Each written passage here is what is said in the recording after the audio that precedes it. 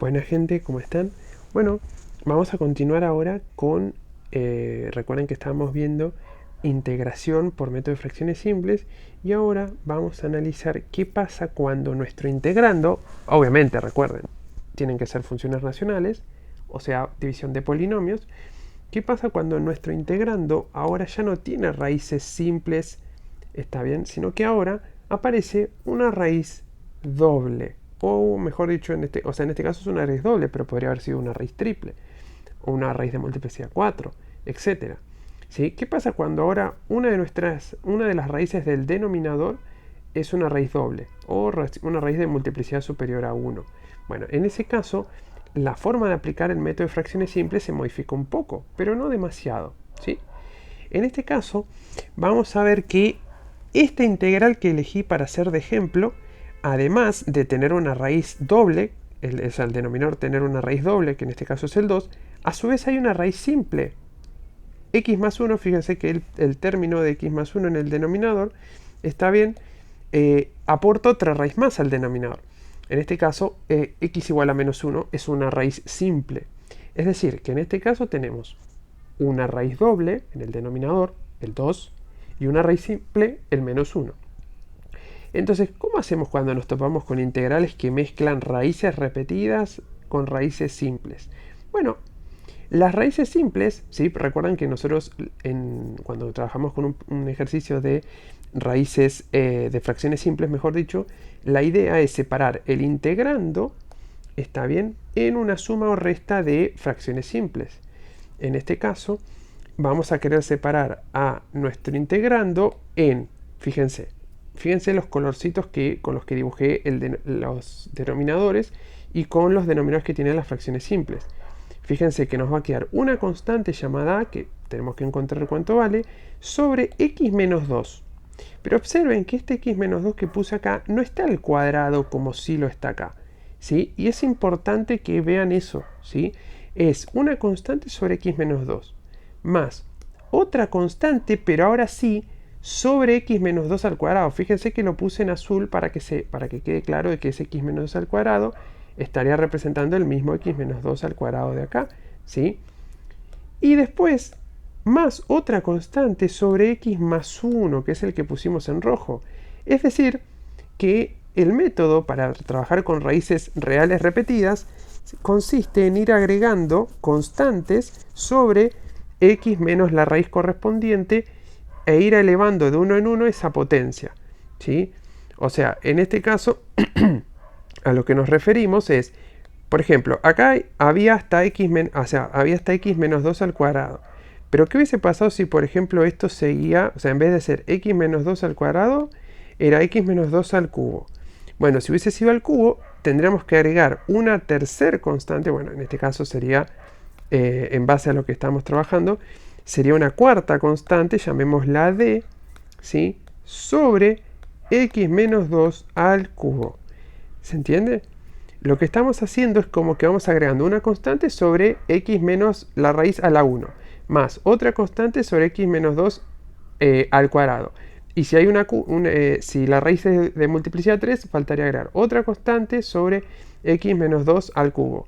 Y si la raíz hubiese sido cuádruple, se agrega otra constante sobre x menos 2 a la cuarta.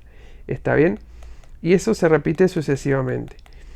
Y luego, ¿qué pasó? ¿Por qué hay una tercera constante acá? Bueno, hay una tercera constante debido a que tenemos justamente una... a ver qué está pasando acá. Ahí está. Tenemos un tercer término, ¿sí? Que es una constante sobre x más 1, debido a que a nosotros acá tenemos una raíz simple, ¿sí? Diferente a la anterior, que era x igual a 2, que estaba repetida dos veces. O bueno, estaba repetida una sola vez, mejor dicho. Entonces, fíjense que este tercer término aparece porque hay una raíz simple. Por ejemplo, ¿qué hubiese pasado si hubiese habido una tercera raíz? Por ejemplo, ¿qué hubiese pasado si acá había también un x más 4? O sea, si hubiese habido un x más 4, se agrega otra constante sobre x más 4. ¿Está bien? Eso sería la forma de hacerlo cuando tenemos varios tipos, varias raíces simples y distintas. ¿Está bien?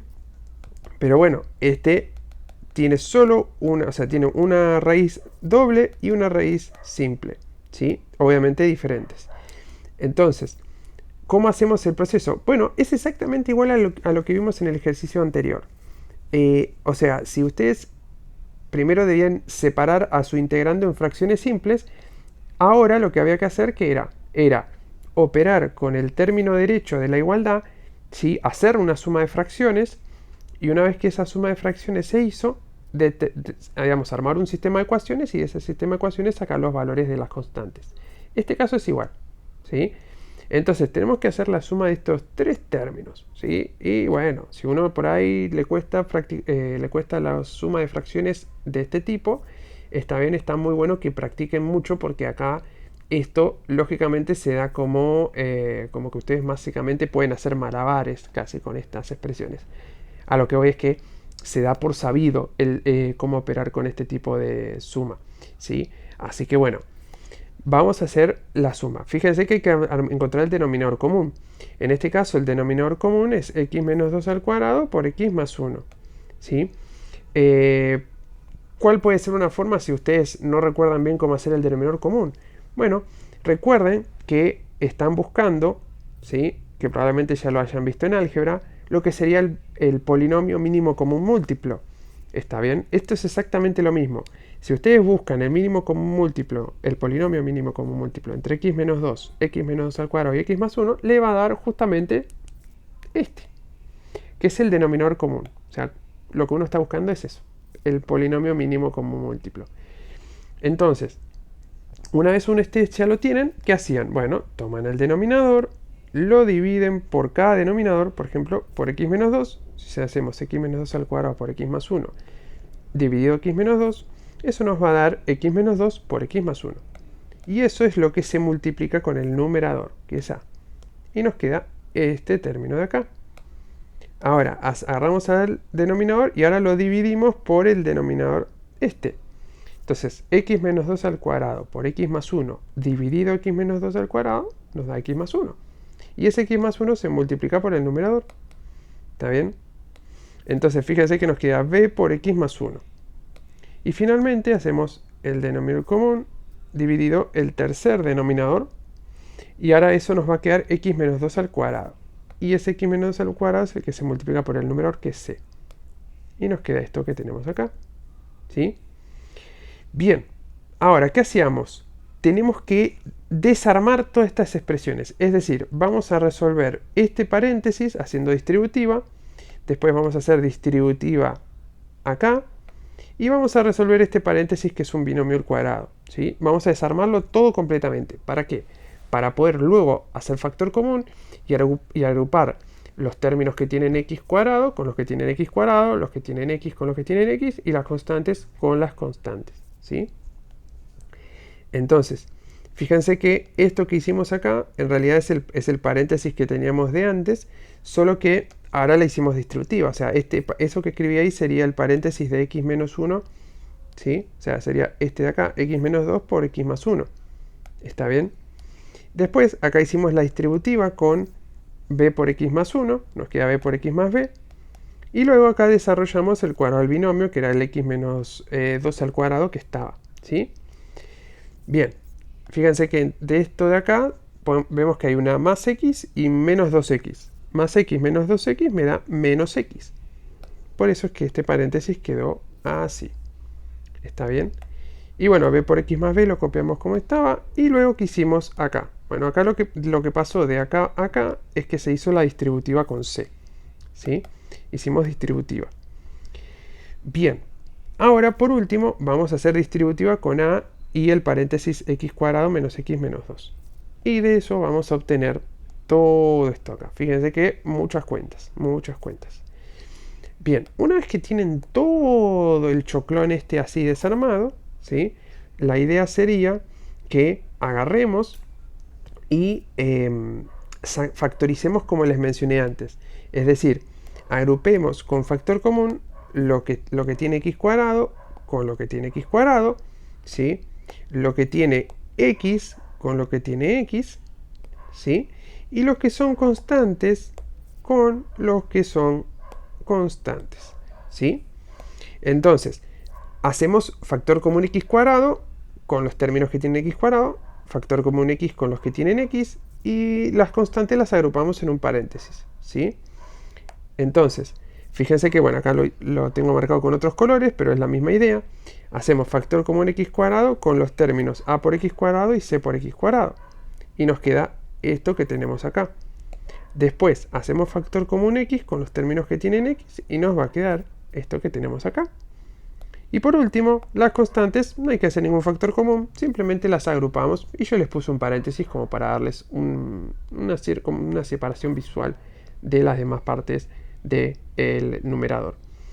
Bien, una vez tienen eso, ahora la idea sería, bueno, comparemos esta expresión que tenemos acá con la expresión original, con el integrando original.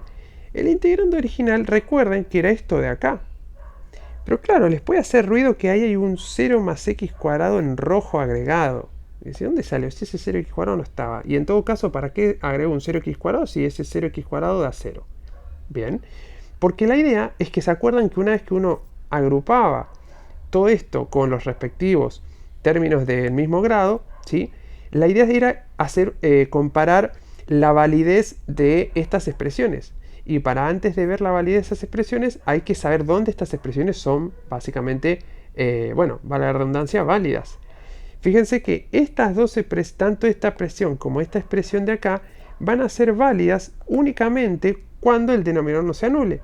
Recuerden que esto tenía que ver con el requisito de integrabilidad de las funciones. ¿Está bien? Entonces, todo esto que acabamos de encontrar acá, ambas expresiones van a ser válidas si y solo si los denominadores no se anulan. Recuerden las propiedades de continuidad de los cocientes, ¿sí? Entonces, estas expresiones van a ser válidas siempre y cuando x pertenezca a todos los reales, excepto en este caso el 2 y el menos 1. ¿Está bien? Entonces, esas expresiones son, saber dónde es válidas estas expresiones es muy importante. Una vez ustedes tienen eso claro, simplifican los denominadores, ¿sí? O en defecto pasan uno multiplicando para el otro lado. Entonces van a ver que esta igualdad se va a dar solamente cuando los numeradores sean iguales, ¿sí? Entonces, si esta igualdad sea cuando los numeradores son iguales, ¿sí? Recuerden cómo aplicábamos acá. Lo que hacíamos era igualdad de polinomios. Y acá viene el por qué agregué este 0x cuadrado.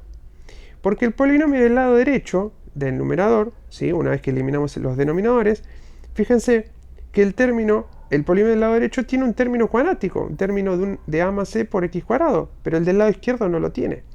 En realidad no es que no lo tenga, sino que no está visual. Ese término que falta es el término de grado 2, es porque en realidad hay un 0 por x cuadrado del lado izquierdo. Por eso no aparece, por eso solo hay un x menos 1. ¿Está bien? Esto se llama completar el polinomio, ¿sí? Cuando uno agrega el término, algún término faltante que pueda haber. En este caso, x menos 1 ya está, es un polinomio que está completo, pero ese 0x cuadrado lo agregamos para poder hacer la comparación de la igualdad de polinomios entre ellos dos. Es decir, lo que vamos a hacer ahora es decir que para que esta igualdad de polinomios se pueda dar, esto tiene que ser igual al 0 que tenemos acá. Después, el coeficiente que multiplica al término, ¿sí?, de grado 1 tiene que ser igual al coeficiente que tiene el término de grado 1 del lado izquierdo, que es un 1. Y finalmente, las constantes de uno tienen que ser igual a las constantes del otro, que es un menos 1. De ahí se arma el sistema de ecuaciones por igualdad de polinomios, como acabamos de hacer recién. Fíjense que nos estaría quedando esto que tenemos acá. ¿Está bien? Entonces, una vez visto eso, la idea sería que resolvamos este sistema.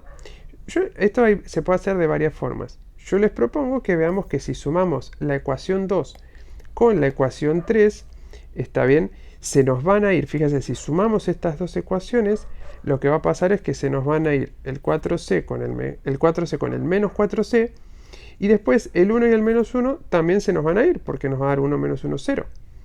Resultando en esta ecuación mucho más simple que tenemos acá. Fíjense que acá yo opté por despejar a A en función de B, y nos queda que A es 2/3 de B. ¿Está bien? Simplemente agarré a menos 3a, lo pasé sumando para el lado izquierdo, y luego el 3 que queda multiplicando a la a lo pasé dividiendo. Luego, hasta ahí usamos la ecuación 2 y la ecuación 3. ¿Qué nos faltaría? Nos faltaría encontrar mejor dicho, nos faltaría usar la ecuación número 1.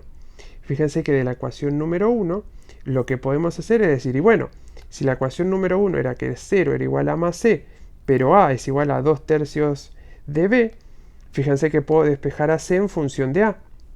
Y como a era 2 tercios de b, c queda igual a menos 2 tercios de b, ¿sí? O sea, ¿qué hicimos? De a más c igual a 0, despejamos la c, pasamos la restando, y como a era 2 tercios de b, bueno, se nos queda menos 2 tercios de b porque queda que c es igual a menos a, no c igual a a.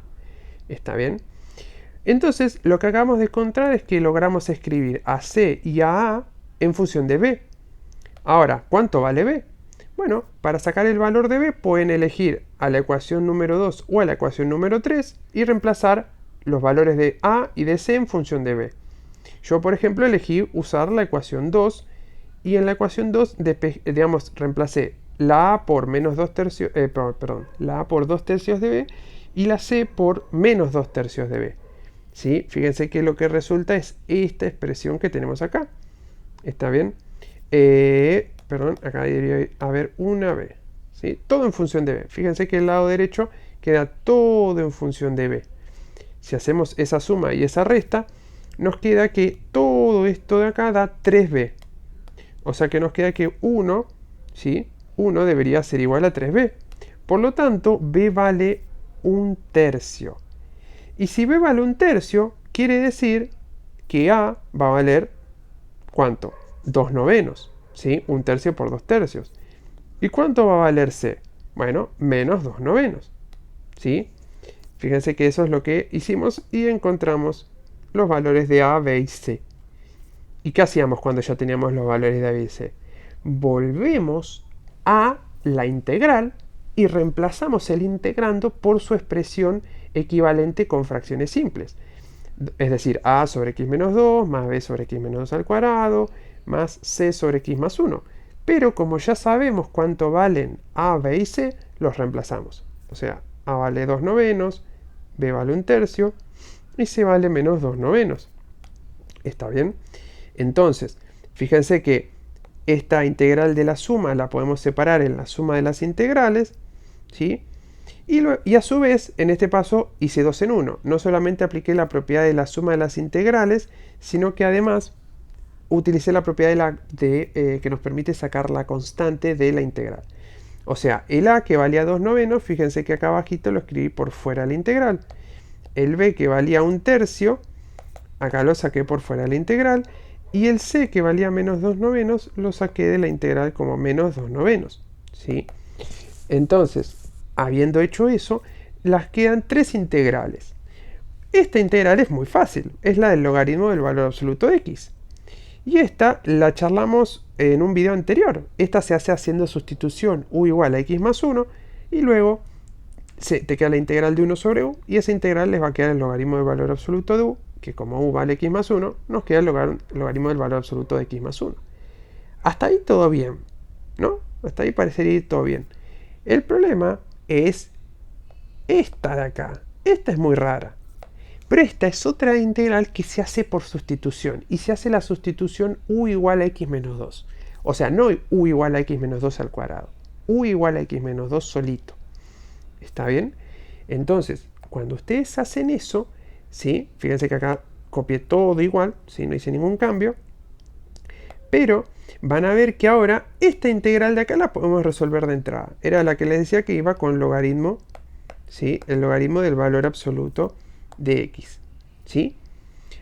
A la segunda no le hicimos nada todavía y resolvimos la tercera. ¿Sí? Recuerden que esto en el parcial no lo hagan así. Muestren que la integral de 1 sobre x más 1 deben mostrar que la resuelven con la sustitución como hicimos en el video anterior. Es decir, haciendo u igual a x más 1 y resolviendo eso con un método de sustitución acorde. ¿Está bien? Bien, y después la segunda integral, ¿cómo la hacemos? Como les dije, hacemos u igual al denominador, pero en este caso no a todo el denominador, solamente a x menos 2. U igual a x menos 2. Fíjense que acá lo aclaramos. De tal forma que el de u queda igual a dx. Entonces, nuestra integral de 1 sobre x menos 2 al cuadrado se reduce a la integral de 1 sobre u al cuadrado diferencial de u. ¿Y qué hacemos con ese 1 sobre u cuadrado? ¿Se acuerdan que cuando teníamos 1 sobre una potencia de x, siendo que esa potencia no sea 1, podíamos realizar esa integral invirtiendo ese cociente, o sea, escribiendo a 1 sobre u al cuadrado más fácilmente como u a la menos 2. Para integrarlo más fácil. ¿Está bien? Entonces, haciendo eso, escribiéndolo como u a la menos 2, ahora al hacer esta integral, ¿se acuerdan que lo que hacíamos es, le sumábamos 1 y dividíamos por ese menos 2 más 1? ¿Está bien? Que menos 2 más 1 da menos 1. Y nos queda esto que tenemos por acá. U a la menos 1 sobre menos 1.